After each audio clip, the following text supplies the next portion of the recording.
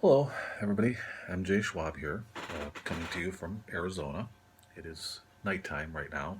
It's when the house is quiet, all the kids around. It was a challenge attempting to do this during the day, so now I'm doing this at 2:03 a.m.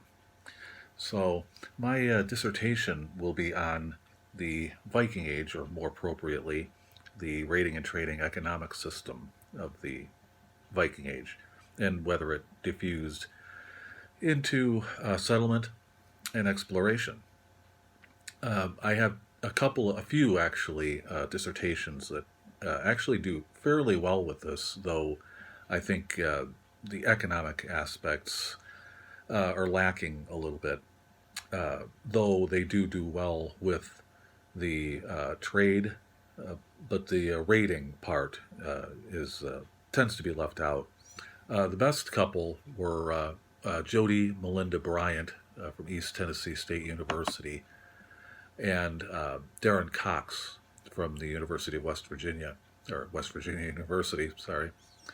Um, what is of interest is that the Viking Age historical information, has always been taken from the standpoint of the monastery monks, who tended to favor their own side, of course.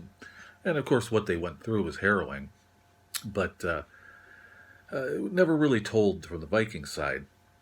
And too often, the sagas were seen as just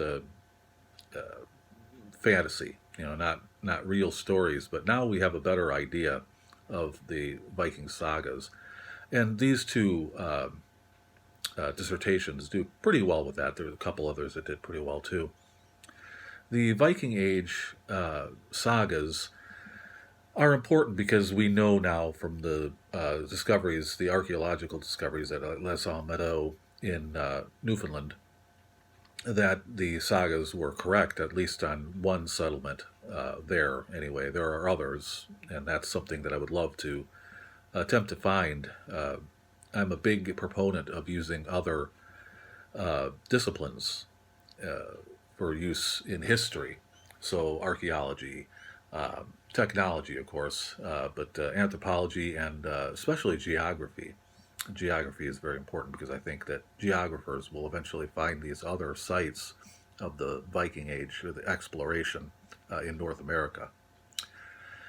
The sagas, while you can't trust all of them, two in particular that are trustworthy are Snorri Sturluson's sagas that were written in the 1300s. Now, of course, that's after the Viking Age, but he wrote them from the standpoint of from the oral stories that had always been told in his family, and he was from Iceland, so that's important. Is the using people who lived those stories, even though they didn't live through the time of the Viking Age, which some say ends at 1066. I think it goes a little further than that, but 1066 is fine for our purposes here.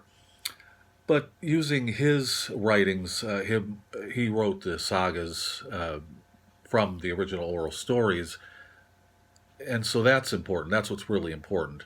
Um, the other one is Adam of Bremen, who was a German monk. Now that sounds kind of odd, not being a Scandinavian, but the reason why he's interesting is because he was in the court of the Danish king at the end of the Viking Age.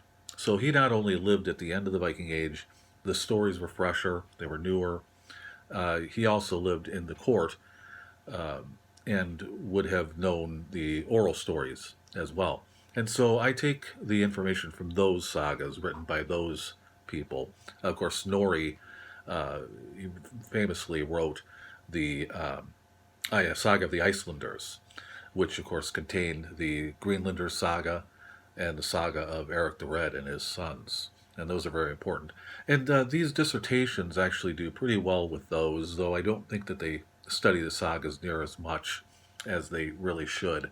Although the student from East Tennessee State University does a better job with the sagas. There were some other dissertations that I checked into, though the information wasn't as good. Um, they did pretty well with the sagas as well. Uh, my idea is that the Vikings raided and traded. There wouldn't have been a difference between the two to them. So raiding wasn't necessarily a violent thing. It was just a necessary part of the trading part of the economic system.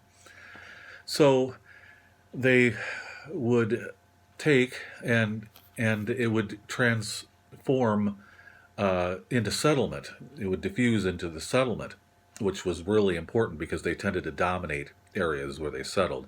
England, I think, is the most noteworthy place. I think that's something that even laymen in the Viking Age would would know.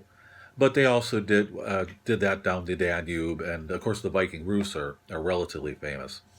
And so they dominated the settlement with that philosophy of the raiding and trading being one and the same, essentially. And with that, it saved Eastern or European the European economy because they took this gold and silver, the relics, religious relics, encrusted with jewels, and they took that and made other things. Sometimes they sold that, and they were able to make only profit, and that transformed their settlement. And of course, it allowed them to explore further west, Faroe Islands, and of course, famously Iceland, Greenland, and North America.